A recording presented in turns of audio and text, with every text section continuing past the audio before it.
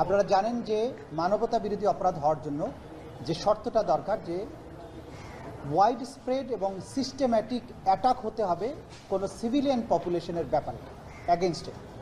তো বাংলাদেশে জুলাই আগস্টে সংঘটিত যে হত্যাকাণ্ড মানবতা বিরোধী অপরাধ সেটা ওয়াইড স্প্রেড ছিল, সারা বাংলাদেশ জুড়ে এই আক্রমণটা করা হয়েছিল।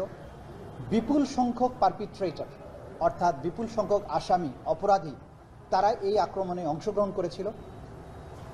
যারা আহত এবং নিহত হয়েছেন তাদের সংখ্যাও বিপুল পরিমাণে, এবং এই অফেন্সগুলো ঘটেছে র্যান্ডম না, এটা একটা প্ল্যান্ড ওয়েতে ব্যাপক ভিত্তিতে বিভিন্ন জায়গায় একই ধরনের অপরাধ বারবার করা হয়েছে, একই পদ্ধতিতে করা হয়েছে। এইটাকে বলা হয় ওয়াইড স্প্রেড। এবং সারা বাংলাদেশে প্রায় 35,000 মানুষ আহত হয়েছেন, 1400-র বেশি মানুষ শহীদ হয়েছেন। এই নাম্বারগুলো প্রমাণ করে যে এই অ্যাটাকটা ছিল ওয়াইড স্প্রেড।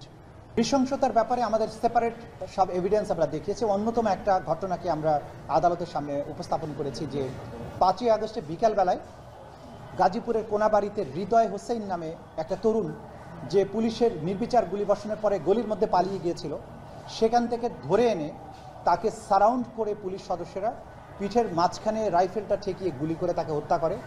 শুধু হত্যাই করে না, তার কয়েক মুহূর্তের মধ্যেই আহত এবং জীবিত সেই ছেলেটিকে টেনে হিস্ট্রে অমানবিক পদ্ধতিতে গলির মধ্যে নিয়ে যায়, এবং তারপর থেকে তাকে আর কখনো পাওয়া যায়নি।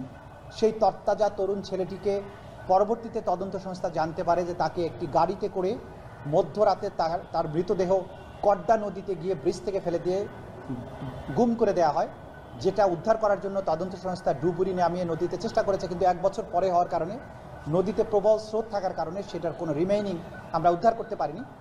কিন্তু তাকে যে হত্যার যে চিত্র, কোনো রকম উস্কানি ছাড়া সিভিলিয়ান পপুলেশনকে এরকম ধরে নিয়ে এসে নিষ্ঠুরভাবে হত্যা করার যে কালচার পুলিশ অনুসরণ করেছে জুলাই আগস্টে, সেই নিষ্ঠুরতার একটা মাত্রা আমরা তুলে ধরেছি। ইনহিউম্যান অ্যাক্ট হিসাবে তাদের এই নিষ্ঠুরতার প্রমাণ আমরা তুলে ধরেছি। এবং এই সব কিছু শুধুমাত্র হৃদয়ের ক্ষেত্রেই নয়, আশুলিয়াতে জীবিত মানুষকে পুড়িয়ে হত্যা করার দৃশ্য দেখেছি, মৃতদেহগুলোকে পুড়িয়ে ফেলার দৃশ্য দেখেছি, হাসপাতালে চিকিৎসা করতে বাধা দেওয়ার দৃশ্য দেখেছি, চিকিৎসা না করে ফেলে রাখার জন্য নির্দেশের কথা আমরা জেনেছি।